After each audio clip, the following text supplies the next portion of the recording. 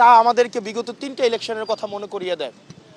আমরা প্রশাসনের যে আচরণ, সেই আচরণ জুলাইয়ের পরবর্তীতে আমরা ভেবেছিলাম সেটির ইতিবাচক, সেটির পরিবর্তন হবে।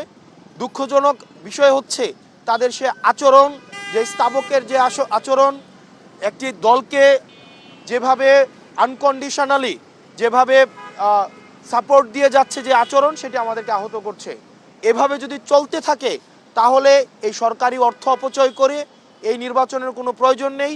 গণতন্ত্রের জন্য যেই লড়াই সংগ্রাম হয়েছে দীর্ঘ 17 বছর, বিএনপির নেতাকর্মীরা যেভাবে রাস্তায় নির্যাতিত হয়েছে, নিপীড়িত হয়েছে, এই প্রশাসনের নগ্ন আচরণকে যদি বিএনপি এন্টারটেইন করে তাহলে এই 17 বছরে যারা ইলিয়াস আলী থেকে শুরু করে যারা গুম হয়েছে, আজকের আমাদের শহীদ ওসমান হাদি পর্যন্ত যারা শহীদ হয়েছে, তাদের রক্তের প্রতি সেটি হচ্ছে অপমান করা হবে।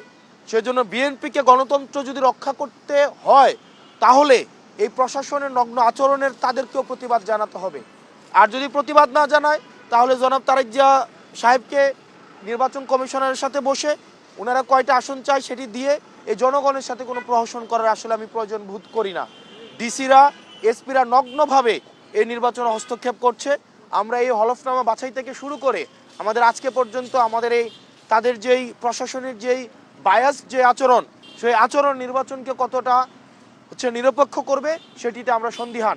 এবং এই যে আমাদের আজাদির যে যাত্রা, সেই আজাদির যাত্রাকে আরও দীর্ঘমেয়াদী করবে বলে আমরা মনে করি।